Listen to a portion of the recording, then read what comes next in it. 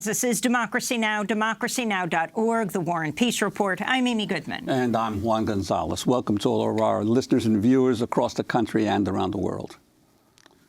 Protests are continuing in Puerto Rico days after mass demonstrations forced Governor Ricardo Rosselló to step down.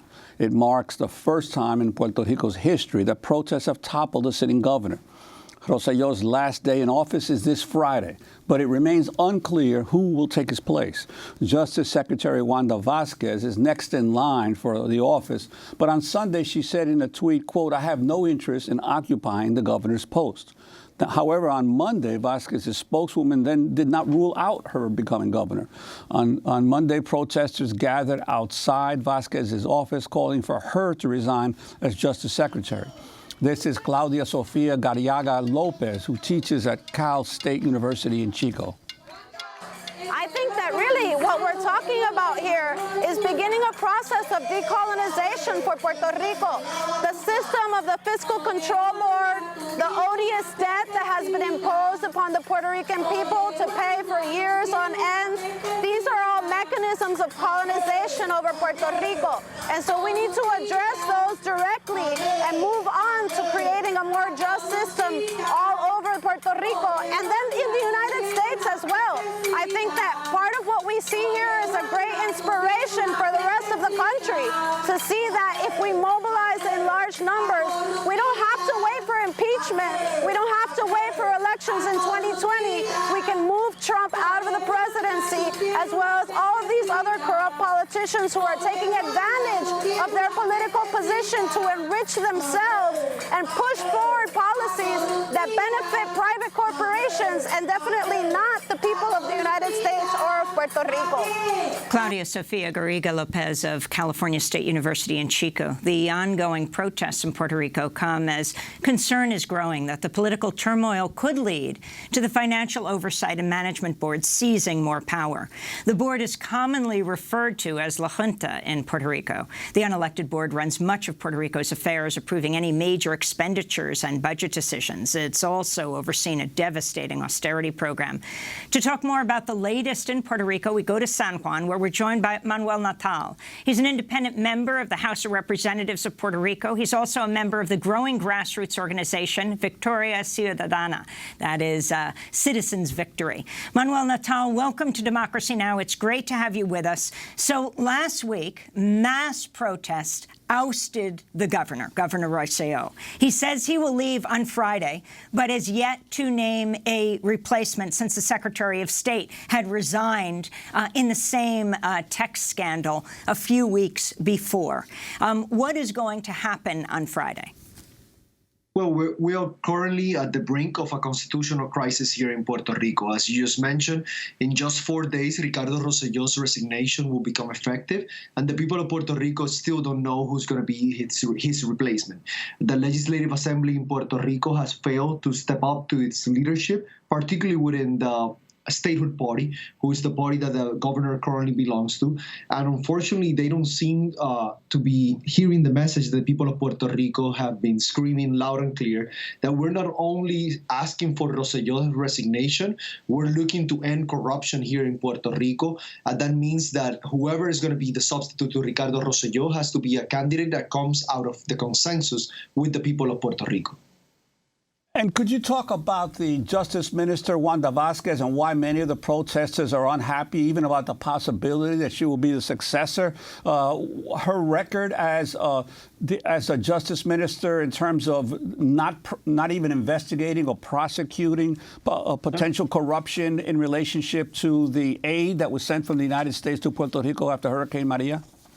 They're both cut from the same cloth. When it comes to Wanda Vázquez, she has failed to fulfill her constitutional duties as Secretary of the Department of Justice. In my case particularly, a lot of the corruption that has been signaled out and called out in the now famous Telegram chat, I had been pointing out for the last 2.5 years. I had referred all of that corruption to Wanda Vázquez and the Department of Justice since at least November of 2017. $40 million or $50 million in government contracts to the governor's publicists, the relationship and the conflict of interest with Elias Sanchez, the governor's best man at his wedding, his campaign manager, and his representative of the Fiscal Control Board. I mean, so many examples of things that had been pointed out. The evidence had been provided to Wanda Vázquez and the Department of Justice, and she just continued to become silent, and she was complicit to all of this corruption. So she's obviously inhabilitated to become the next governor of Puerto Rico, and that creates a void and a constitutional crisis here in Puerto Rico that unfortunately the statehood party has not been willing to show its leadership and hear the people of Puerto Rico. And why it's been so difficult for the governor to name a successor, or even for the statehood party leaders to sort of agree on an interim caretaker governor? Isn't it part of the problem that a lot of them are jockeying to actually run for governor next November? That's correct, Juan. We have two situations unfolding here. One is that a lot of the possible substitutes to the governor are also involved in the same corruption scandals that led to the governor having to resign. The other situation is that there are a couple of individuals that are looking to put themselves in the best situation towards 2020 and towards running for governor themselves, particularly Tomás Rivera Chats, who's the president of the Senate, and he's a member of the statehood party, and Jennifer Gonzalez, who's currently the resident commissioner of Puerto Rico in Washington, D.C. During that battle, the people of Puerto Rico have become hostage to the statehood party because since they're not able to come together with a solution for short term, so Puerto Rico can finish this term in peace until the next general elections, the people of Puerto Rico have become hostage of these backroom negotiations that are taking place within the statehood party. And we have been put in a level of uncertainty that, like I mentioned before, we're 4 days away from the governor's resignation becoming effective. And we literally don't know who's going to be the next in line to take in place. And not only that, there's so many negotiations, bills that are being signed into law, people that are being put in strategic positions during this transition process that we don't know about. And the governor is not showing face to the people of Puerto Rico. He's doing all this governing of his last days in office behind closed doors, not engaging with any sort of conversations with the press. So we're right now in a very, very dark position. And what about the control board? Because throughout all of this, the reality is the control board is constantly putting deadlines for budgetary decisions, for spending decisions by the government, and there's no one there to make those decisions at this point. What do you see as the role of the control board? The federal Judge Swain has temporarily suspended action on any of the legal proceedings, but meanwhile the Promesa board continues to function. Well, that's one of the most concerning points out of all of the situation. While we're concentrated on removing Ricardo Rosselló, while we're concentrated and we have come together in a historic cause to, I guess, take out corruption out of Puerto Rico, the Fiscal Control Board has gained more and more power. Before this situation took place, the conversations in Washington were heading in the direction of limiting the powers of the Fiscal Control Board. Since this situation unfolded, the conversations in Washington, D.C. have gone in the different direction. They're talking about giving more power to the Fiscal Control Board, a Fiscal Control Board that does not represent the best interests of the people of Puerto Rico, but rather represents the interests of corporate America and particularly Wall Street. We're talking about vulture funds that are making sure through the Fiscal Control Board that they get paid regardless of what that means in sacrifices, in blood, in tears to the people of Puerto Rico. So I would be very, very careful with the period that Judge Swain has established, in which he has basically paralyzed all the process in terms of the bankruptcy that's going on at the federal level, because what they're actually doing is buying time to push forward the adjustment plan that they want for the people of Puerto Rico. And that adjustment plan means more sacrifice for our pensions, more sacrifice for our workers, more sacrifices for the University of Puerto Rico. And the people of Puerto Rico have already given enough. the austerity policies that have been implemented not only by the Fiscal Control Board, but by the current Rosselló administration, the previous Garcia Padilla administration, have put the people of Puerto Rico at a position of vulnerability. Social inequality have increased to levels that we have never seen here in Puerto Rico. So we have to be very, very careful that while we fight the good fight in terms of removing Ricardo Rosselló from office and making sure that his successor represents the best interests of the people of Puerto Rico, we cannot leave the Fiscal Control Board out of our sight because they're gaining power as we speak, and we need more democracy, not less democracy. And you have Jose Carrion, the chairman of the Financial Oversight and Management Board for Puerto Rico, recently became a leader of Latinos for Trump. But I want to go to the popular movement, the people that ultimately ousted the governor, the 500,000 people who marched in the streets. And it wasn't only in San Juan, all over the island, the mass protest after this text scandal exposed by independent media, the Center for Independent Journalism in Puerto Rico, and the power of the people. So people from across the political spectrum ultimately outraged by the text attacks, the violent, sexist, homophobic attacks, rose up. But how are they organizing now? Is there a kind of umbrella party that will also not just leave things to the governor deciding what's going to happen next before he leaves? Yes, we're talking about the Ricardo Rosselló's resignation. It's a first step, a necessary first step, but this is not the end of the road. The people of Puerto Rico know that getting Ricardo Rosselló out of office doesn't mean that we're going to get our country back on track. We need to make sure that not only we replace all of the people in government that have failed us, but we need to make sure that we have a political movement that represents the best interests of the people of Puerto Rico. A lot of us are betting on a collective process. We're not looking for individuals that come to save us. We're talking about how we can organize from the ground up. And that's what we're trying to do here in Victoria Ciudadana, which was a political movement that was recently announced as close as in March.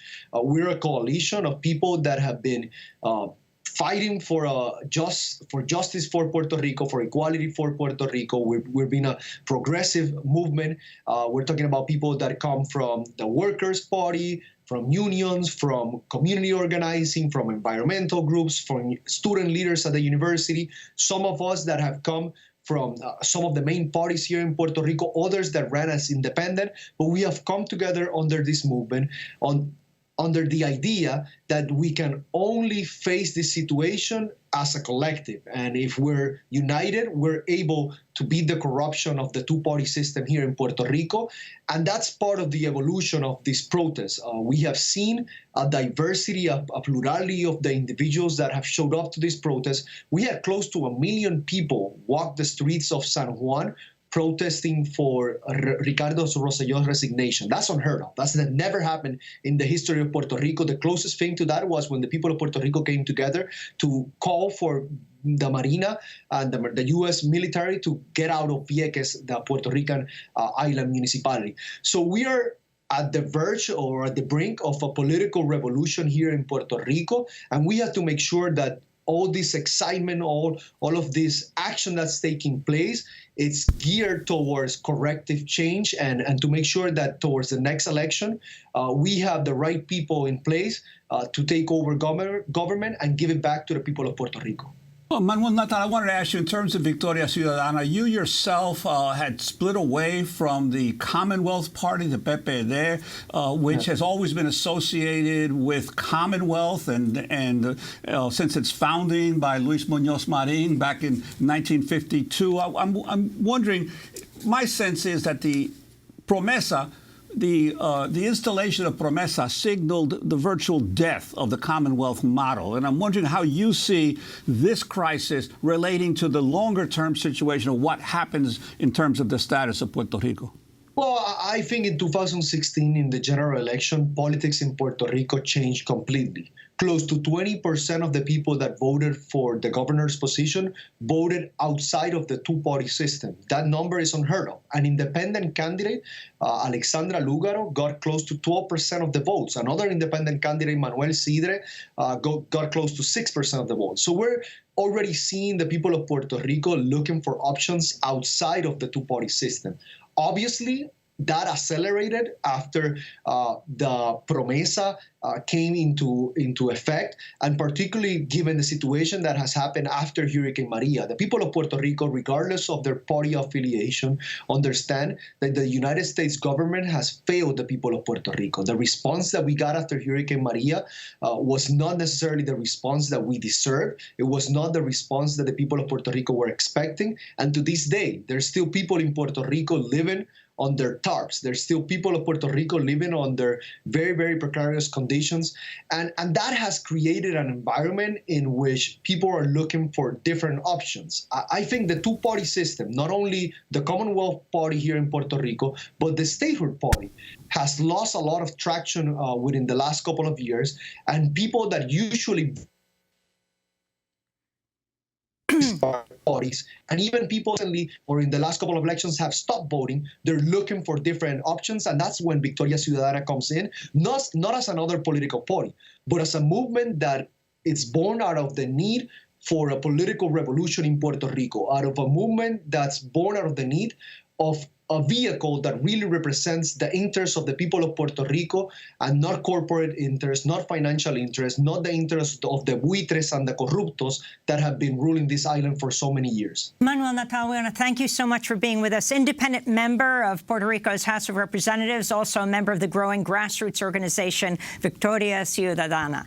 Coming up, we go to Brazil, where the deforestation of the Amazon is rapidly escalating under President Jair Bolsonaro. The equivalent of 3 soccer fields are being destroyed every minute. Stay with us.